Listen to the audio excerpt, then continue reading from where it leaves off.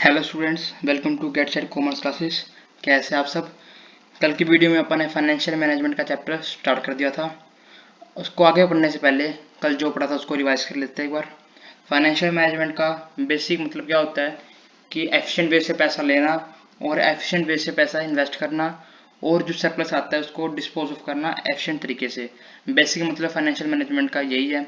फिर उसमें पढ़ा था अपन ने रोल ऑफ फाइनेंशियल मैनेजमेंट, मतलब फाइनेंशियल मैनेजमेंट का क्या क्या रोल है और कंपनी को फाइनेंशियल मैनेजमेंट क्यों देखना चाहिए या उसके ऊपर क्यों ध्यान देना चाहिए।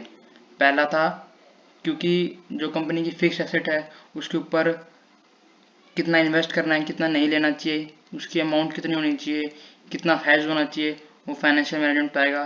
फिर दूसरा था करंट एसेट्स की इन्वेंट्री कितनी लेनी चाहिए, कितना स्टोर रहना चाहिए, कितना रॉ मटेरियल लेना चाहिए, वो बताएगा, मतलब करंट एसेट्स की कॉम्पोजिशन या साइज। फिर तीसरा था अपना लॉन्ग टर्म फाइनेंस लेना चाहिए या शॉर्ट टर्म फाइनेंस लेना चाहिए था। फिर चौथा था अपना जो अपना ने लोन लिया एक तरीके से फाइनेंस लिया, वो डेट के बेस पे लेना चाहिए था या इक्विटी के बेस पे लेना चाहिए था। और कौन सा था,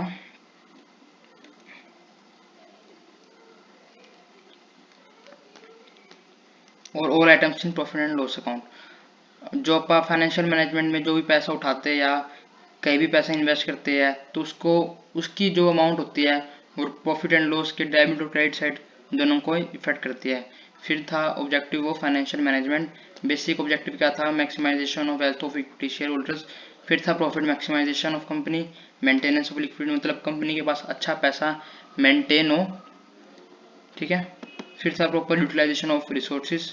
फिर था meeting of financial commitment with creditors, मतलब सबको पैसा दे दी जाए other than equity holders such as debenture holders, ये अपना हो गया, क्रेडिटर्स हो गया, एक्सेट्रा, ठीक है। ये अपन एमसीक्यू और ये केस स्टडी पढ़ ली थी। इसमें किसी को डाउट हो तो नीचे कमेंट करके बता देना या मुझे मेल कर देना getsetcommerce@gmail.com। चलो आगे बढ़ते हैं, चैप्टर शुरू करते हैं आगे का। फिर आता है फाइनेंशियल डिसीजन। फाइनेंशियल मतलब रिलेटेड टू मनी, डिसीजन मतलब कि इस पर्टिकुलर ऑफर को एक्सेप्ट करना है या नहीं करना, उसके ऊपर विचार करना, ठीक है। The finance functions relate to three major decisions which every finance manager has to take: investment decision, financing decision and dividend decision। Investment decision मतलब कहाँ पैसा इन्वेस्ट करना चाहिए, कैपिटल एसेट्स में या करंट एसेट्स में। या फाइनेंसिंग डिसीजन मतलब कहाँ से पैसा लेना चाहिए, लॉन्ग टर्म लेना चाहिए पैसा या शॉर्ट टर्म डेट से लेना चाहिए या इक्विटी से लेना चाहिए। डिविडेंड डिसीजन कि जो सरप्लस होता है कंपनी के पास उनको कैसे डिस्ट्रीब्यूट करे भी या ना करे, या करे तो कितना करे, वगैरह वगैरह, ठीक है। इसको डिटेल में पढ़ेंगे आपका। फिर आता है इन्वेस्टमेंट डिसीजन, ठीक है। इन्वेस्टमेंट डिसीजन को अपन कैपिटल बजटिंग डिसीजन भी कहते हैं। कैपिटल बजटिंग डिसीजन मतलब जो कैपिटल मतलब लॉन्ग टर्म के लिए, और बजटिंग डिसीजन मतलब उसके ऊपर कितना पैसा खर्च करना है। मतलब इन्वेस्ट कैपिटल बजटिंग डिसीजन मतलब कि लॉन्ग टर्म एसेट्स के लिए कितना पैसा खर्च करे, उसके ऊपर डिसीजन को कहते हैं capital budgeting decision. Where to invest fix capital, this decision relates to careful selection of assets in which funds will be invested by the firms। A firm has many options। Firms के पास काफ़ी सारे offers होते हैं, काफ़ी सारे options होते हैं कहाँ इन्वेस्ट करे, but firm has to select the most appropriate investment which will bring maximum benefit for the firm, and deciding of selecting the most appropriate proposal is investment decision. Company के पास बहुत सारे proposals होते हैं, बहुत सारे options होते हैं, तो कंपनी को इनमें से कोई सा बेस्ट ऑप्शन चूज करना पड़ता है, किसके वे में जो जो अपनी रिटर्न भी है वो भी अच्छी दे और कॉस्ट भी जिसकी कम आए, ठीक है। The firm invest it's fund in acquiring fixed assets as well as current assets। When decision regarding fixed assets is taken, it is also called as capital budgeting decision। जब आप करंट एसेट्स के लिए कोई भी decision लेंगे उसको capital budgeting decision नहीं कहेंगे, उसको सिर्फ खाली इन्वेस्टमेंट डिसीजन कहेंगे, ठीक है। इंपॉर्टेंस और scope of capital budgeting decision या इन्वेस्टमेंट डिसीजन कि स्कोप क्या इंपॉर्टेंट क्यों है कि किसी भी फिक्स्ड एसेट्स को खरीदते वक्त उसके ऊपर चेक करना कि ये अच्छा भी है या नहीं है, इसको लेना चाहिए या नहीं लेना चाहिए। लॉन्ग टर्म ग्रोथ, हर कंपनी चाहती है कि वो लॉन्ग टर्म में बिजनेस करे और लॉन्ग टर्म तक कंपनी चले, इसलिए एक फिक्स एसेट्स खरीदते वक्त उसको ध्यान देना चाहिए क्योंकि कंपनी का पर्सपेक्टिव क्या होता है कि खाली वो शॉर्ट टर्म के लिए नहीं लॉन्ग टर्म के लिए काम करे, और फिक्स्ड एसेट्स होती है उसकी लाइफ मोर देन 1 ईयर होती है। इसलिए कंपनी को देखना पड़ता है कि बाकी ये जो फिक्स्ड एसेट्स ले रहे हैं ये अपने लॉन्ग टर्म के पर्सपेक्टिव को पूरा कर पाएगी नहीं कर पाएगी। The capital budgeting decision affects the long term growth of the company as funds invested in long-term assets bring return in future, and future prospects and growth of the company depends upon the decision only। अगर अपन fix assets ऐसे ले लेते हैं जो तो काफ़ी costly है और बाद में कोई रिटर्न नहीं दे पाएगी, जिसकी वजह से अपना लॉन्ग टर्म का जो प्रोस्पेक्टिव है वो भी खतरे में आ सकता है और कंपनी डूब सकती है। ठीक है, large amount of funds involve. जो कैपिटल एसेट्स होती है जो यूँ नहीं है कि 5-10 हज़ार की आ जाएगी, वो लाखों या करोड़ों में आती है, जिसकी वजह से एक एंटिटी का पर्टिकुलर अमाउंट ऑफ पैसा है वो एक तरीके से बुक हो जाता है या कैप लग जाती है और कंपनी उसको कहीं भी यूज़ नहीं कर पाती, जिसकी वजह से कंपनी को नुकसान भी हो सकता है और फायदा भी होता है, जिसकी वजह से कंपनी को ध्यान देना चाहिए कैपिटल डिसीजन के ऊपर। Investment in long term projects और buying of fixed assets involve huge amount of funds, and if wrongly proposal is selected it may result in wastage of huge amount of funds। That is why capital budgeting decisions are also taken after considering various factors and planning। ठीक है, फिर आता है risk involve. The fixed capital decision involve huge funds and also big risk because the returns comes in long run and company has to bear the risk for long period of time till the return starts coming। जब आप fixed assets खरीदते हैं यूँ नहीं है कि उसका जो रिटर्न है वो उसी टाइम आना चालू हो जाएगा या 1-2 महीने बाद आना चालू हो जाएगा, ऐसा नहीं है। फिक्स्ड एसेट्स के रिटर्न पाते पाते कंपनी को काफ़ी साल लग जाते हैं, जिसकी वजह से उसमें एक रिस्क फैक्टर भी होता है कि क्या श्योरिटी भी नहीं होती कभी बार तो कि उसमें से अपने को रिटर्न मिलेगा भी या नहीं मिलेगा। फिर आता है इरिवर्सिबल डिसीजन, मतलब जो डिसीजन आप वापसी नहीं ले सकते, मतलब एक बार तीर से बाहर निकल गया तो उसको वापसी नहीं ले सकते। ऐसे अगर फिक्स्ड कैपिटल में एक बार इन्वेस्ट कर दिया तो उसको वापसी नहीं ले सकते। Capital budgeting decision can not be reversed और changed overnight as these decisions involve huge funds and heavy cost, and going back or reversing the decision may result in heavy loss and wastage of funds। So these decisions must be taken after careful planning। Proper planning करनी चाहिए, proper उसका ROI factor देखना चाहिए, उसमें risk factor कितना है वो देखना चाहिए, and evaluation of all the effects of the decision because adverse consequences may be very heavy। जिसकी वजह से कॉर्पोरेट एंटिटी खतरे में आ सकती है और उसका क्या पता वो बंद भी हो जाए। इसीलिए ये जो 4 पॉइंट है ये जरूरी है देखने के लिए किसी भी फिक्स्ड एसेट्स में आप इन्वेस्ट करें। ठीक है, फिर आता है फैक्टर्स अफेक्टिंग इन्वेस्टमेंट या कैपिटल बजटिंग डिसीजन। आप किसी भी कैपिटल एसेट्स को खरीद रहे हैं तो उसको खरीदते वक्त क्या क्या ध्यान रखना चाहिए कि जिसकी वजह से वो जो डिसीजन है वो सही रहे। पहला है cash flow of the project. When a company is investing huge funds in an investment proposal it expects some regular amount of cash flow. अगर किसी कंपनी ने एक पर्टिकुलर एसेट्स में पैसा लगा दिया तो वो चाहती है कम से कम कुछ तो पैसा दे रेगुलरली। ठीक है, to meet day-to-day requirement the amount of cash flow an investment proposal will be able to generate must be assessed properly before investing in the proposal। किसी भी प्रोजेक्ट में इन्वेस्ट करने से पहले ये देख लेना चाहिए कि वो प्रॉपरली जब तक पूरा अच्छी तरह रिटर्न नहीं दे पाए उससे पहले थोड़ा बहुत भी रिटर्न दे दे, ताकि अपने कोई भरोसा होए कि ये एसेट्स या ये कैपिटल एसेट्स आगे चल सकती है और अच्छा रिटर्न दे सकती है। ठीक है, return on investment. The most important criteria to decide the investment proposal is rate of return। It will be able to bring back for the company in the form of income। For example, if project A is bringing 10% return and project B is bringing 15% return, then we should prefer project B। Project B को prefer क्यों करना चाहिए? क्योंकि जो company ने invest करा है पैसा उसके कंपेयर में जल्दी पैसा आएगा बी प्रोजेक्ट से ना कि ए प्रोजेक्ट से। ठीक है, investment criteria along with return risk cash flow there are various other criteria which help in selecting an investment proposal such as availability of labor है या नहीं है, technologies, input machinery etc। The decision to invest in a particular project involve number of calculations regarding the amount of investment, interest rate, cash flow and rate of return। There are different techniques to evaluate investment proposals which are known as capital budgeting techniques. Capital budgeting techniques क्या होती है? ऐसी techniques या ऐसा science जिससे हम निकाल सकते हैं कि ये पर्टिकुलर इन्वेस्टमेंट या पर्टिकुलर अपना जो कैपिटल बजटिंग कर रही है ये फायदे में होगी या नहीं होगी। This techniques are applied to each proposal before selecting any proposal. जैसे इसकी अर्निंग कितनी होगी, इसमें टैक्स कितना लगेगा, कितना डिविडेंड जाएगा, बहुत सारी टेक्निक्स होती है। The finance manager must compare all the available techniques very carefully and then only decide where to invest the most scarce resource of the firm, that is finance। क्योंकि ऐसा नहीं होता कि कंपनी के पास फाइनेंस बहुत ज़्यादा अवेलेबल। अगर company की सोच 10 करोड़ की है तो ये नहीं है उसको 10 करोड़ ही मिल जाएगा, उसको 8 करोड़ भी मिल सकता है या 7 करोड़ भी मिल सकता है। अगर कंपनी की सोच 100 करोड़ की है, अगर उसको 100 करोड़ का इन्वेस्टमेंट चाहिए तो ये नहीं है उसको 100 करोड़ भी मिल जाएंगे उसी वक्त। तो कंपनी के पास स्कार्स रिसोर्स होते हैं फाइनेंस, जो सभी कंपनी को पूरी तरह अवेलेबल नहीं होता। ठीक है,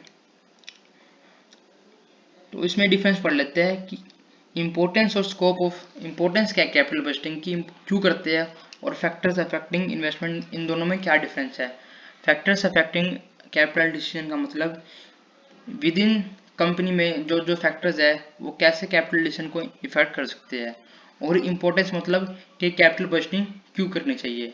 इम्पोर्टेंस का मतलब होगा कैपिटल बजटिंग क्यों करनी चाहिए, और फैक्टर्स होगा कि कैपिटल बजटिंग को कौन कौन से फैक्टर्स या कौन कौन से फोर्सेस अफेक्ट करती है। ठीक है, फिर आता है फाइनेंसिंग डिसीजन। अपन ने इन्वेस्टिंग पढ़ा था कि कहाँ पैसा लगाना है, और फाइनेंसिंग मतलब कहाँ से पैसा लेना है। The second important decision which finance manager has to take is deciding sources of finance. A company can raise finance from various sources such as by issue of shares, debentures or by taking loan and advances. Deciding how much to raise from which source is concern of financing decision. Mainly source of finance can be divided into two categories: owners fund and borrowed funds.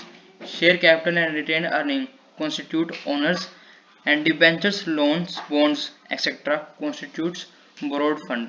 Share capital मतलब जो equity share holders होती है या preference share capital होती है उनसे जो पैसा लेते हैं उसे कहते हैं share capital. And retained earnings, जो कंपनी के पास प्रॉफिट बच जाता है आफ्टर सबको देने के बाद, मतलब शेयर होल्डर्स को भी देने के बाद, सबको देने के बाद जो पैसा बच जाता है उसको कहते हैं रिटेन अर्निंग्स। ठीक है, the main concern of finance manager is to decide how much to raise from owners fund and how much to raise from borrowed fund।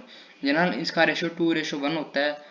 अगर डेट से अपन 2 रुपये लेंगे तो ओनर्स फंड्स के भी 1 रुपया उसमें इंक्लूड होना चाहिए, वरना डेट ओनर्स को लगेगा कि ये क्या पता कभी धोखा ना हो जाए कि इक्विटी होल्डर्स ने अपने को भी पैसा नहीं लगा रखा और बाहर लोगों से लोन ले रखा है। ठीक है, while taking the decision the finance manager compares the advantages and disadvantages of different sources of finance.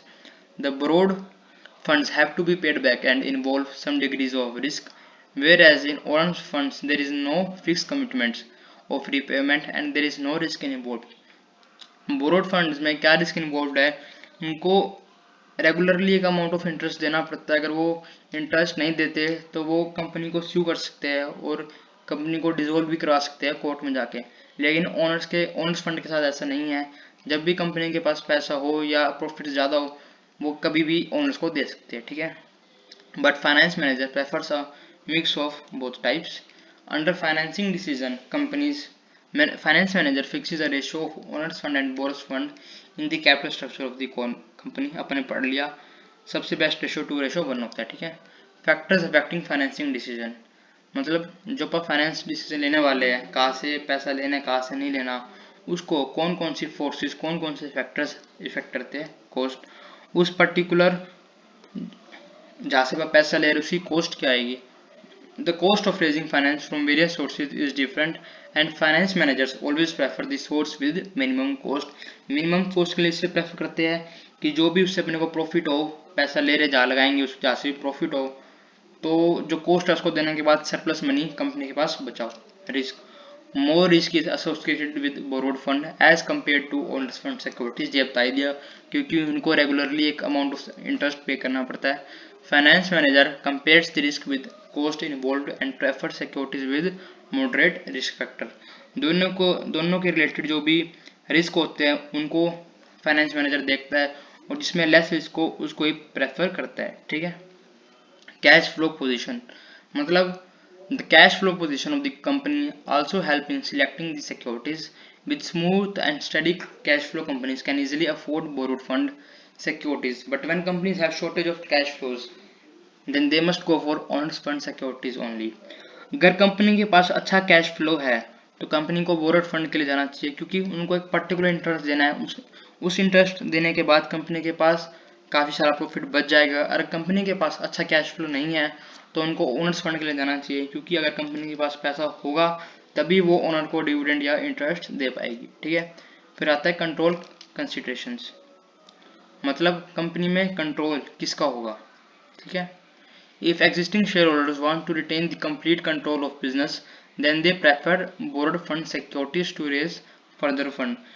क्योंकि अगर डेट फंड लेंगे तो उनको कंपनी में कोई भी हिस्सा नहीं मिलेगा, खाली वो एक एज अ क्रेडिटर होंगे कंपनी में और उनको हर एक टाइम पीरियड के बाद इंटरेस्ट मिलता रहेगा। लेकिन अगर वो इक्विटी के पास जाते हैं, ओनर्स फंड लेते हैं, तो उनकी जो शेयर होल्डिंग है वो डिवाइड हो जाएगी अमंग अदर शेयर होल्डर्स जो नए आएंगे, ठीक है।